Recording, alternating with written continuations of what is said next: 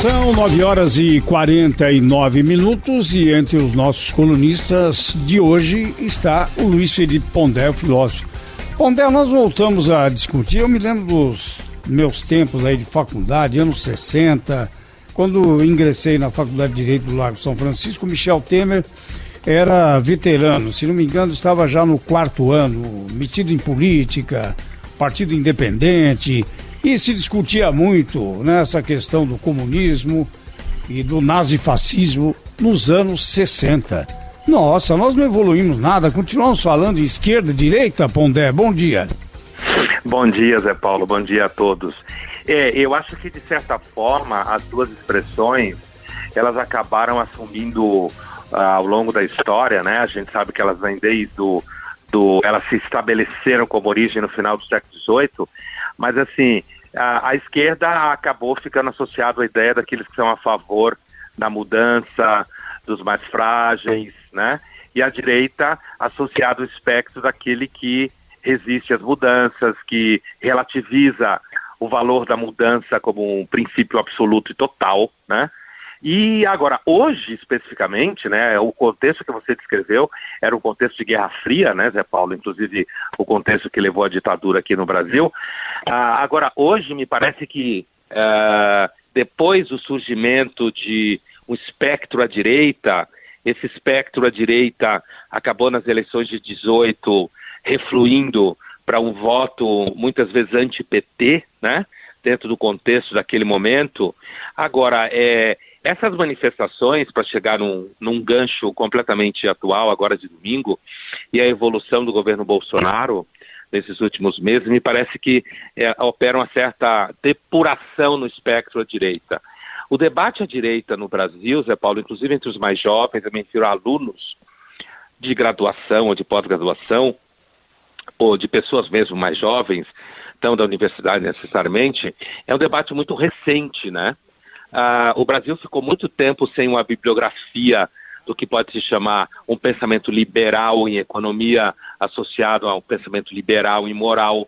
Ficou muito pobre no debate do pensamento conservador britânico, que é o pensamento que não é associado a tradicionalismos religiosos, muito pelo contrário, é um pensamento bastante cético, no sentido de valorizar os hábitos e costumes por conta justamente da dúvida com relação ao que se chama de engenharia social, né? A crença de que você pode sair mudando tudo.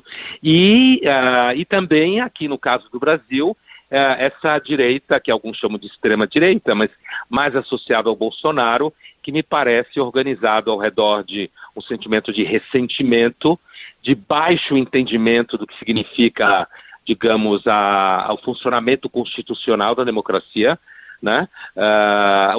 E uma aposta bastante agressiva na ideia populista de que você pode governar diretamente com as mídias sociais. Nesse caso aí, em relação às mídias sociais, se a gente pegar o exemplo do populista britânico Jeremy Corbyn, ali também você tem uma vocação a querer governar diretamente com as mídias sociais.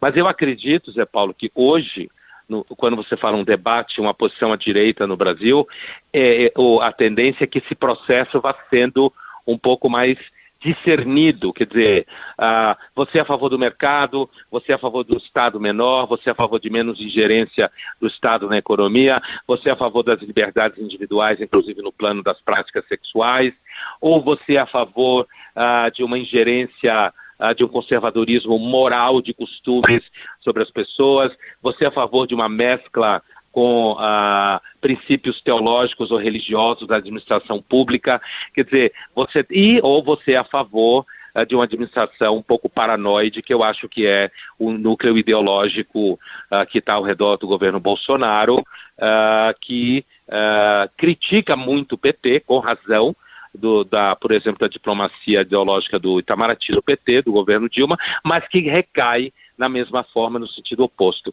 Então, acho que, como você falava no começo da tua formação no Largo de São Francisco, os termos continuam, mas eu acredito que os contextos, eles são um pouco diferentes aí. E no nosso caso mais recente, Zé Paulo, eu entendo que nós estamos passando um momento no Brasil em que começa a aparecer a possibilidade de você refletir política e economia e sociedade fora, digamos assim, do determinismo mais à esquerda. Mas estamos numa nova Guerra Fria, né, Pondé? Então, e é interessante, Zé Paulo, porque em 17 eu fui à Rússia 2 vezes e eu escutei lá mais de uma vez. Sabe, os russos são muito orgulhosos, né? É uma cultura bastante consciente da própria potência, porque de fato a Rússia sempre foi uma potência antes da emergência da União Soviética, e uma das coisas que eu escutei lá é: vocês no Ocidente acham que a Guerra Fria acabou, mas não acabou.